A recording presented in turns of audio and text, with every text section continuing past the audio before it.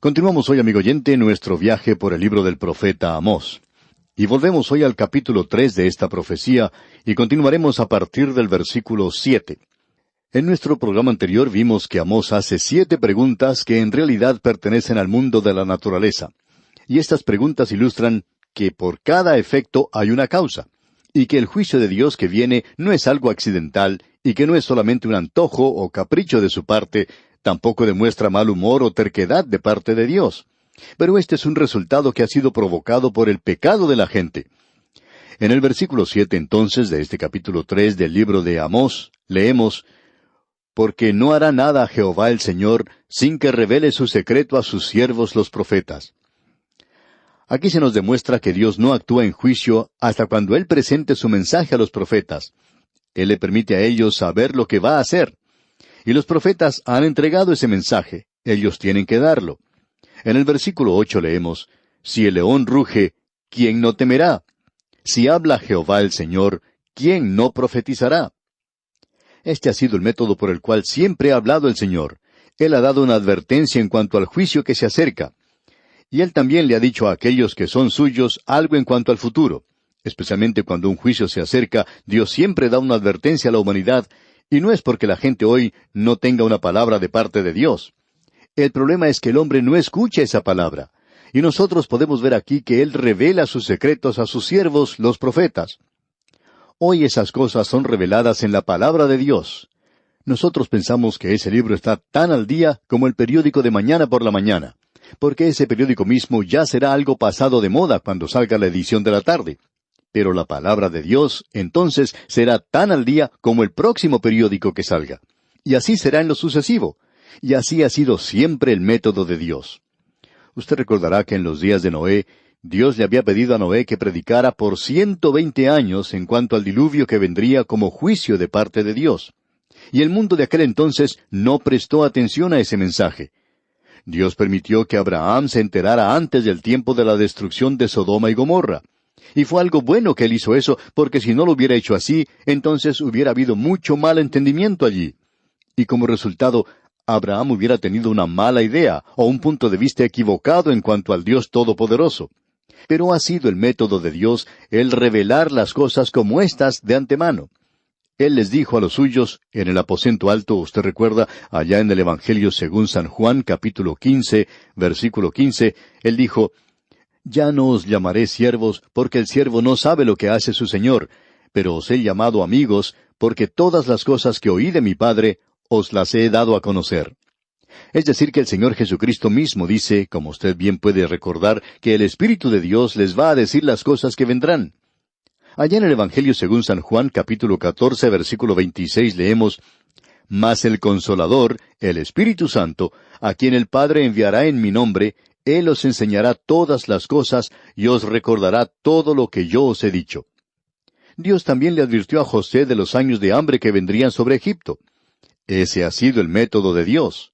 Elías, por su parte, entró a las cortes del rey Acab y Jezabel, y les dijo que iba a haber una sequía en el lugar, y que no habría lluvia ni rocío en esos años, sino por su palabra. Y él no dijo más, sino que salió de ese lugar y se fue. Ese relato lo podemos ver allá en el primer libro de los Reyes, capítulo 17, versículos 1 al 4.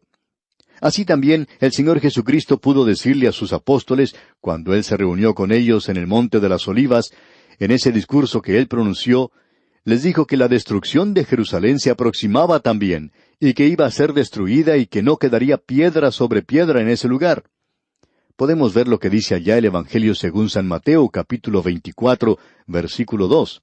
Allí leemos: «¿Veis todo esto? De cierto os digo que no quedará aquí piedra sobre piedra que no sea derribada». Así es que este ha sido el método de Dios. Eso es todo lo que Amós está diciendo aquí. El caso es que esta gente le ha criticado mucho a él. Él está diciéndoles: «Quiero que ustedes sepan que el Señor revela los secretos». Él les está diciendo a ustedes que el juicio se acerca. Si uno tiene alguna enfermedad, uno aprecia que el médico le informe de la situación tal cual es. Quizá no le guste saber que está enfermo, pero es mejor enterarse que hacer lo que el avestruz hace, escondiendo la cabeza en la arena, tratando de ignorar el peligro que se acerca. A nosotros a veces no nos gusta escuchar las malas noticias del juicio que se acerca. Hay gente que le dice a uno que es un pesimista, que es un aguafiestas, o que dice cosas deprimentes. Pero permítanos decirle, amigo oyente, que Dios sigue cierto principio, ya que por cada efecto hay una causa, y Dios nunca envía juicio a no ser que haya habido pecado en la gente. Luego, los profetas tienen la obligación de informar el mensaje de Dios. Hablando francamente, amigo oyente, debemos decir que nos sentimos apenados por los liberales que se niegan a declarar el mensaje de Dios. Aquí se nos presenta de una manera muy clara ese mensaje cuando dice, si el león ruge, ¿quién no temerá? Dios ha hablado. Ahora nosotros debemos esparcir su palabra, debemos hablar de lo que Dios tiene que decir, y debemos dejar este asunto del evangelio social. Eso es como si uno estuviera bajo la influencia de las drogas. Nos encontramos en un viaje de dulzura y de luz, de aguas de rosas y luz del sol, y todo va a resultar bien. Bueno, se nos ha dicho toda la vida, es decir, los políticos y predicadores han dicho que las riquezas se encuentran donde comienza el arco iris y que vamos a llegar allí muy pronto. Amigo oyente, ya hemos estado viajando por mucho tiempo y no hemos llegado todavía. Y las cosas siempre empeoran. La gente no quiere hacer frente al verdadero problema. Y aquí en el versículo 9 de este capítulo 3 del libro de Amós leemos, «Proclamad en los palacios de Asdod y en los palacios de la tierra de Egipto y decid, reuníos sobre los montes de Samaria, y ved las muchas opresiones en medio de ella, y las violencias cometidas en su medio». Asdod se encontraba en Filistea, en el país de los filisteos. De paso, digamos que Israel posee eso ahora. Allí han construido casas de apartamentos, han construido un puerto, así como también una gran refinería, y se trae mucho petróleo a esa zona. Es algo gracioso en cierto sentido. Cierto predicador enseña mucho en cuanto a la profecía, pero a él le gusta encontrar el cumplimiento de la profecía hoy.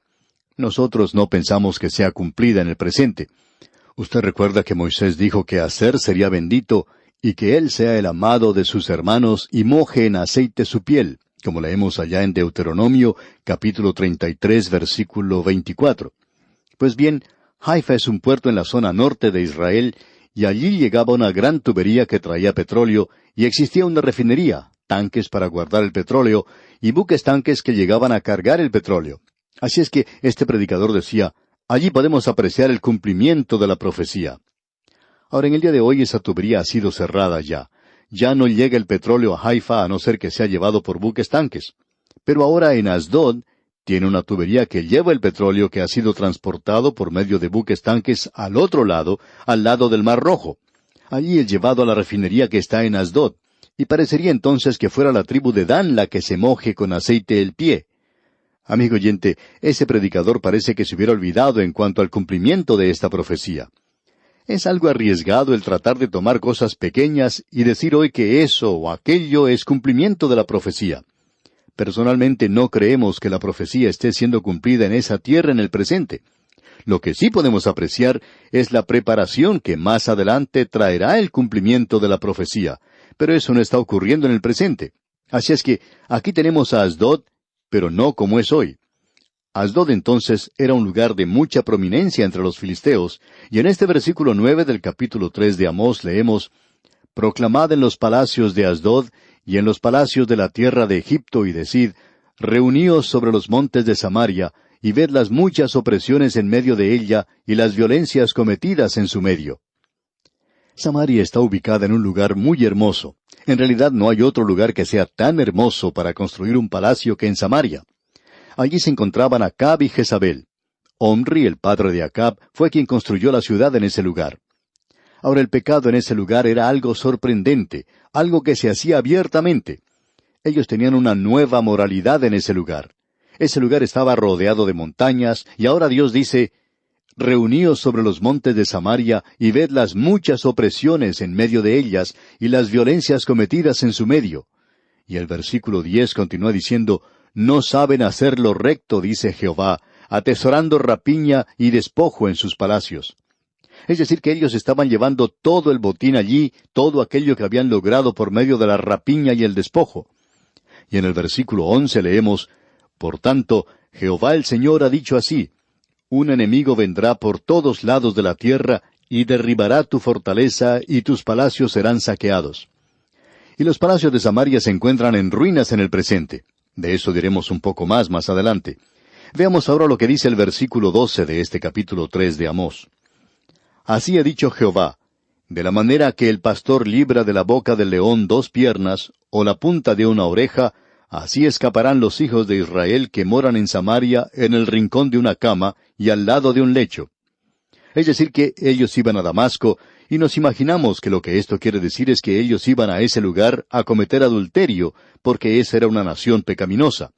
Y Dios dice, de la manera que el pastor libra de la boca del león, y el pastor mata al león de la misma manera en que lo hizo David, como usted bien recuerda.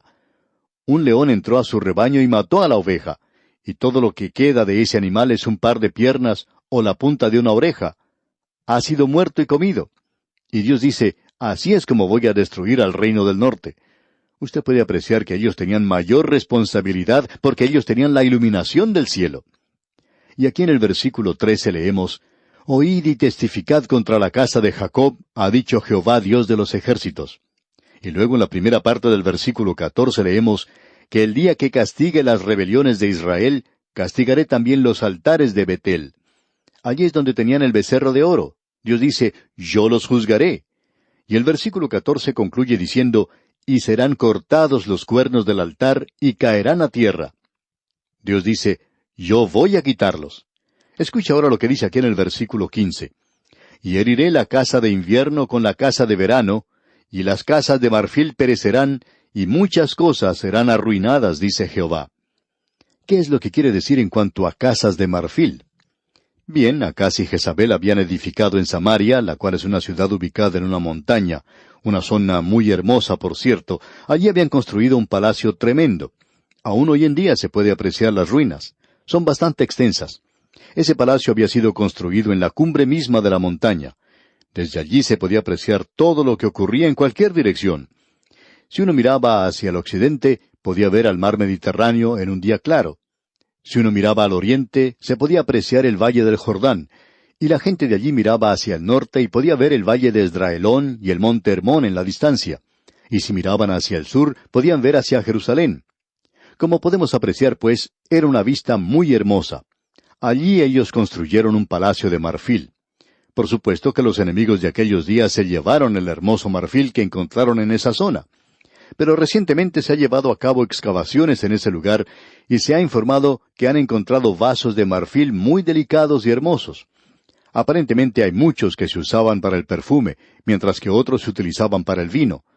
Todo en ese lugar se había hecho de marfil. Aparentemente Acab y Jezabel habían logrado que los mejores decoradores de esa época vinieran e hicieran un trabajo para ellos. Ese palacio, pues, era un lugar de lujo, por cierto. Pero Dios dijo que todo eso iba a perecer y que Él lo iba a destruir y que Él arruinaría ese lugar.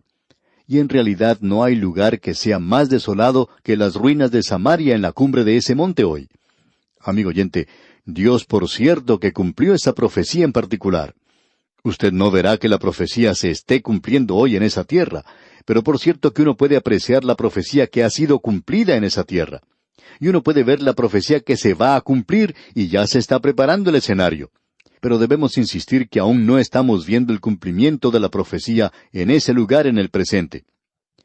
Ahora con esto llegamos al capítulo 4 de Amós. Aquí vemos que Israel es castigada por pecados o iniquidades pasadas. Y luego veremos en el capítulo 5 que Israel será castigada en el futuro por sus iniquidades. Aquí se da esa advertencia. Este hombre Amós dirige este mensaje y es una denuncia cáustica, por cierto, y un juicio para el reino del norte de Israel. Escuche lo que él dice. Su sarcasmo era, en realidad, algo bastante penetrante. Este profeta está hablando a esta nación tratando de que regrese a Dios. Y en el primer versículo del capítulo 4 de Amós dice, Oíd esta palabra, vacas de Basán, que estáis en el monte de Samaria, que oprimís a los pobres y quebrantáis a los menesterosos, que decís a vuestros señores, traed y beberemos. Aquí podemos apreciar que por tercera vez se menciona la bebida como uno de los pecados que causó la caída de esta gente. Pero no solo tenemos esto. ¿Qué es lo que quiere decir con esto de vacas de Basán? Queremos que usted note esto muy cuidadosamente ahora. Basán, digamos de paso, era ese territorio al oriente del río Jordán. Se encontraba entre el monte Hermón y las montañas de Galaad. Esa es la tierra de Galaad donde se encontraban las 3 tribus. Eso era parte del reino del norte, lo que ellos consideraban su territorio. Luego tenemos esta referencia aquí a las vacas de Basán. Ellas se destacaban en realidad por su aspecto impecable y fuerte. Eran vacas muy bien alimentadas porque esa zona del país era muy fértil. Ahora, ¿a quién está llamando vacas de Basán aquí Amós? Hay aquellos que opinan que está hablando aquí a las mujeres que vivían en mucho lujo, bien alimentadas, bien cuidadas, bien vestidas y bien arregladas. Y ya que ellas podían disfrutar de esas riquezas y lujo, indicaba que los pobres estaban siendo oprimidos y que los necesitados estaban siendo quebrantados. Y todo esto se hacía para satisfacer el lujo de estas mujeres. Ahora aquí tenemos una expresión femenina, por cierto. Pero opinamos que él también está hablando de los gobernantes. Algunos se pueden preguntar, ¿por qué se está usando el pronombre femenino? Bueno, esta gente era un grupo de homosexuales. Usted puede leer el capítulo 1 de la epístola a los Romanos. Dios castiga este pecado. Y nosotros estamos viviendo hoy en un día cuando se está pasando leyes que permiten que se casen los homosexuales entre sí. ¿Sabía usted, amigo oyente, que Nerón, a quien se le llama un rey enajenado, no era un enajenado, sino un homosexual? Él tenía un palacio con más de 100 habitaciones, y algunas de ellas estaban separadas para que él diera rienda suelta a lo más degradante, a lo más despreciable de las desviaciones sexuales que se pueda imaginar.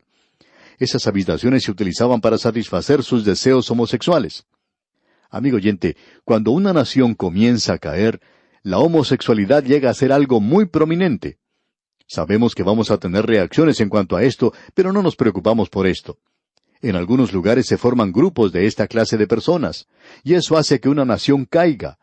Creemos que de eso es de lo que está hablando el profeta Amós aquí. Amigo oyente, él está llamando a esta gente vacas bien alimentadas. Y ellos eran los que estaban gobernando a la gente. Uno puede traer esto al día presente. Esto era cierto en Israel entonces, y puede ser cierto en nuestros países hoy. Nosotros necesitamos un profeta como Amós en nuestra propia tierra, en cada uno de nuestros países. Este es el primer versículo del capítulo 4 de Amós. Y él recién está comenzando con este tema. Y tendremos que esperar, Dios mediante, hasta la próxima oportunidad. Amigo oyente, este hombre le está dando a esta nación una gran oportunidad para volverse a Dios antes de tener que ir a la cautividad. Dios les advirtió a ellos. Él siempre hace eso, y creemos que nosotros también debemos recibir esta advertencia. Y aquí vamos a detenernos por hoy. Dios mediante, en nuestro próximo programa, continuaremos con el estudio de este capítulo 4 de Amós. Mientras tanto, le recomendamos leer todo este capítulo 4 para estar mejor informado de lo que consideraremos en nuestro próximo estudio. Es nuestra oración que el Señor le bendiga muy ricamente.